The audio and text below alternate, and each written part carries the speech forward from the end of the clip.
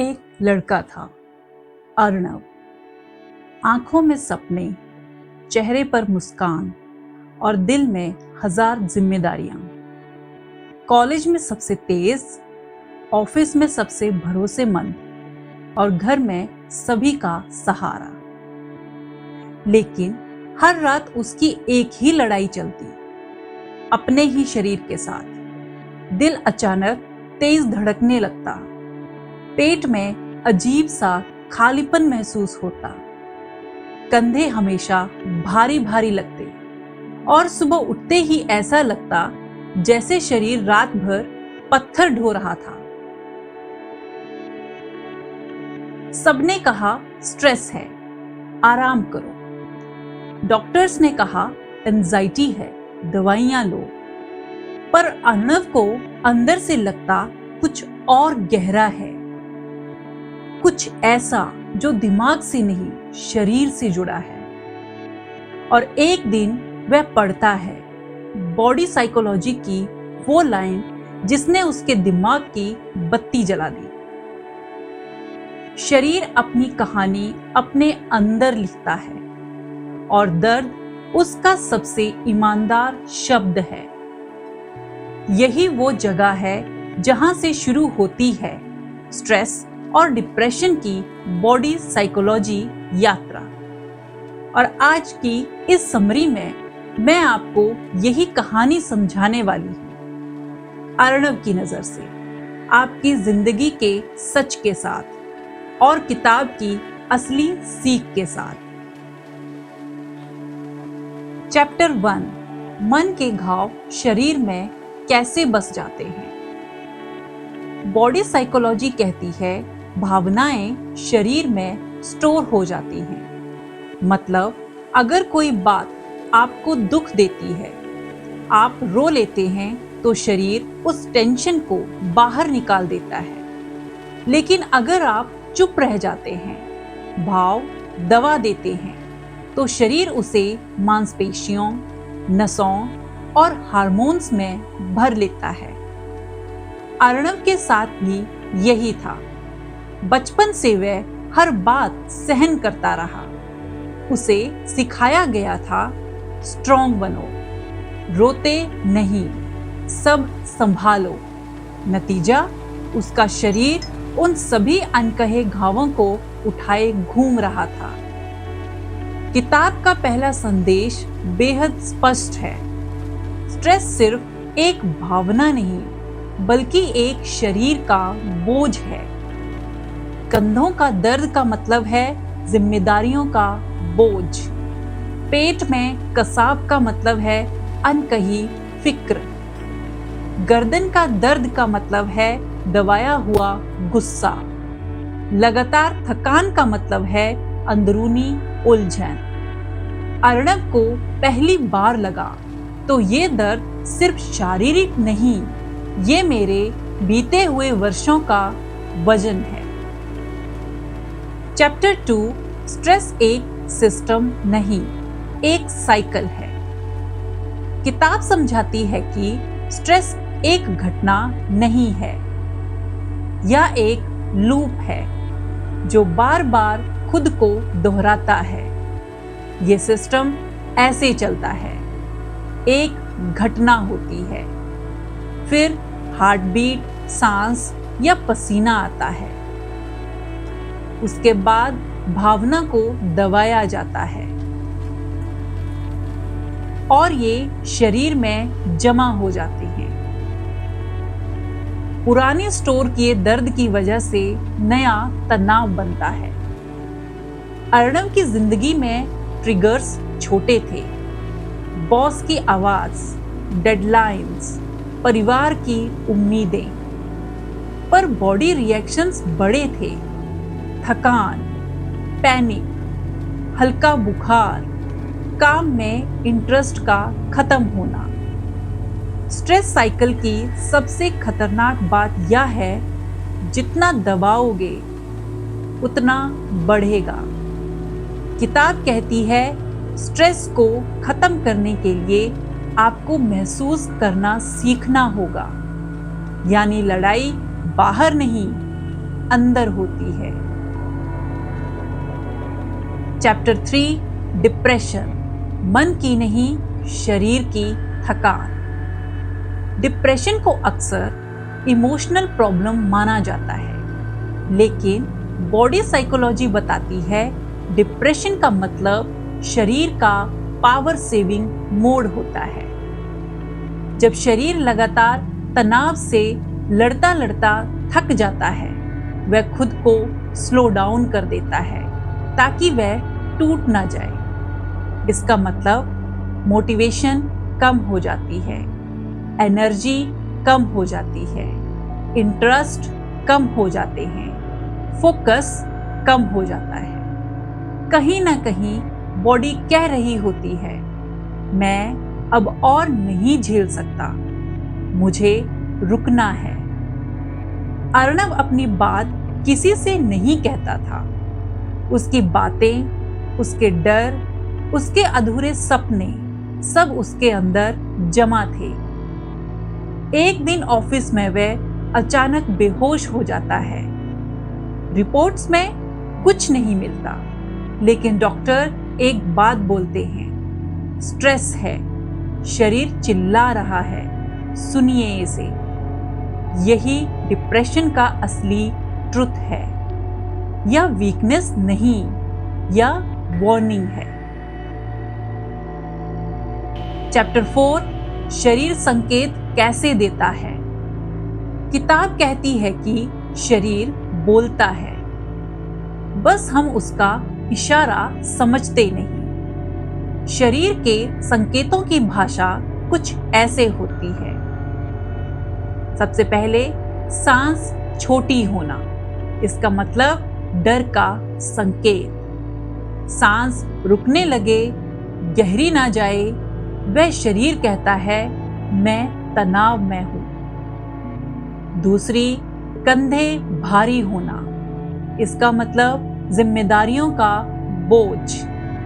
लगता है जैसे किसी ने वजन टांग दिया हो, असल में बोझ भावनाओं का होता है। तीसरा, सीने में दबाव, इसका मतलब चिंता और दबाई हुई भावनाएं। हार्ट अटैक जैसा लगता है, पर यह इमोशनल कंजेशन होता है।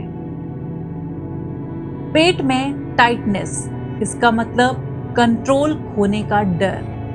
जब दिमाग संभाल नहीं पाता, पेट चुपचाप डर स्टोर करता है।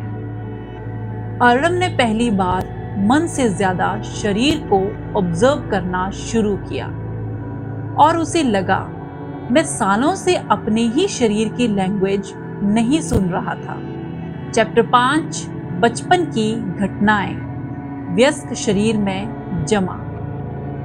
शायद यह किताब का सबसे संवेदनशील हिस्सा है। बॉडी साइकोलॉजी बताती है बचपन में जो भावनाएं प्रॉपरली रिलीज नहीं होती, वह बड़ी उम्र में स्ट्रेस और डिप्रेशन का सबसे बड़ा कारण बनती हैं। बचपन में डर, बड़े होने पर एंजाइटी होना, अपमान, लो कॉन्फिडेंस होना, इमोशनल नेग्लेक्ट, अकेलापन महसूस करना, पेरेंटल प्रेशर, ओवरथिंकिंग करना।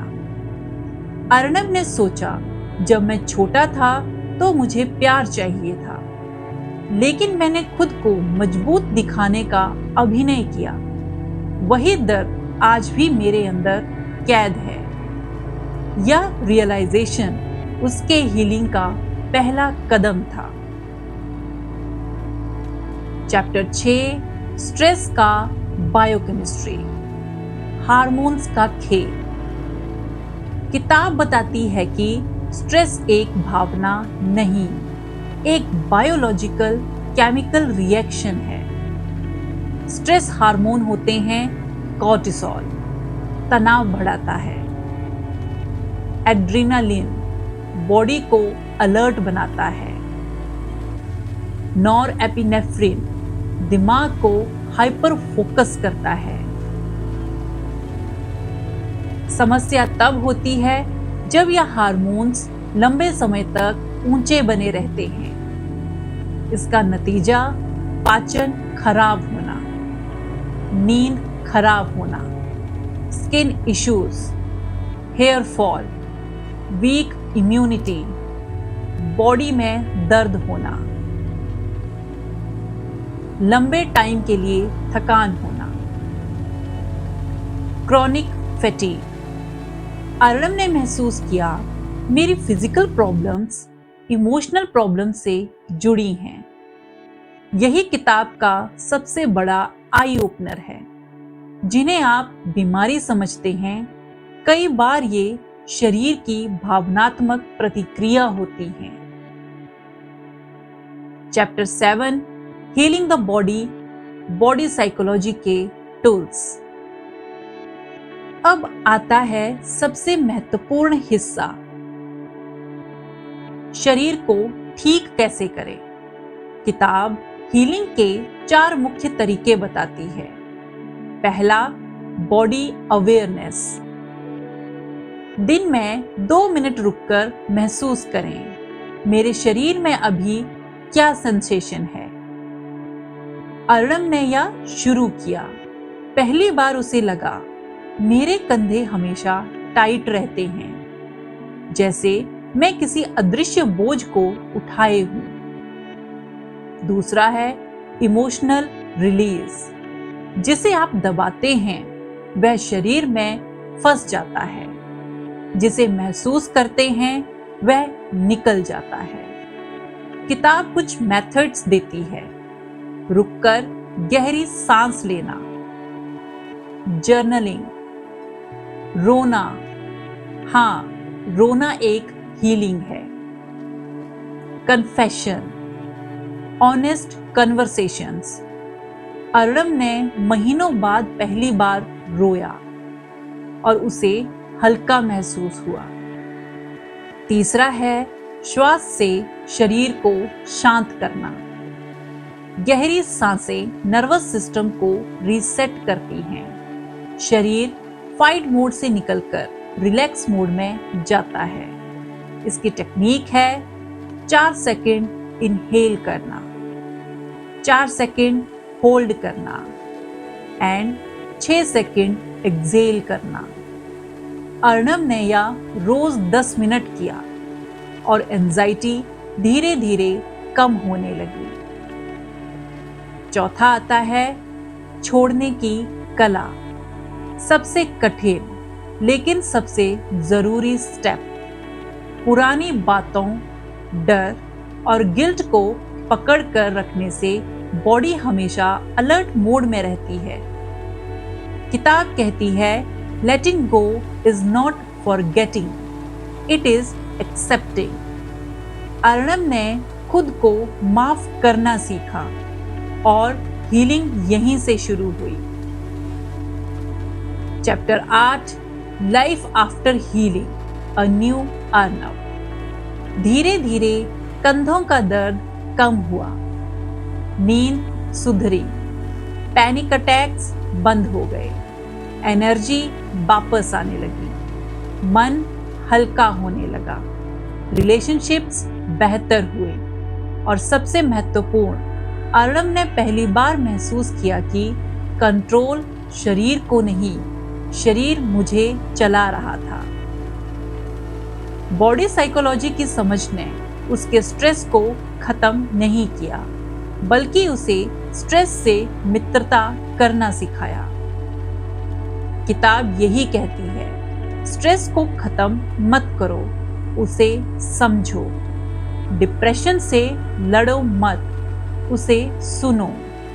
शरीर दुश्मन नहीं, आपका संदेश वाहक है।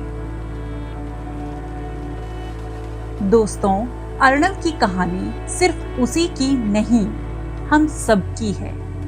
हम सब अपने अंदर किसी ना किसी दर्द, डर या दबे हुए भाव के साथ जी रहे हैं। हम दिमाग की सुनते हैं, लेकिन शरीर की आवाज को अनसुना कर देते हैं और यही स्ट्रेस और डिप्रेशन की शुरुआत है।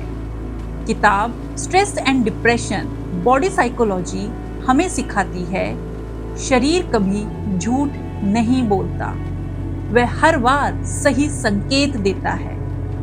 बस हमें उसे सुनने की कला सीखनी है। अगर आप भी अर्णव की तरह अपने शरीर की भाषा समझ पाए, तो हीलिंग सिर्फ एक जर्नी नहीं, बल्कि एक ट्रांसफॉर्मेशन बन जाती है।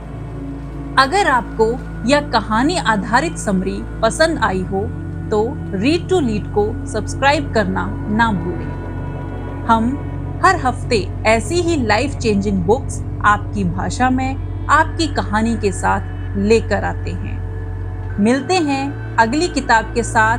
तब तक अपने शरीर को सुनिए और अपनी जिंदगी को हील होने दीजिए।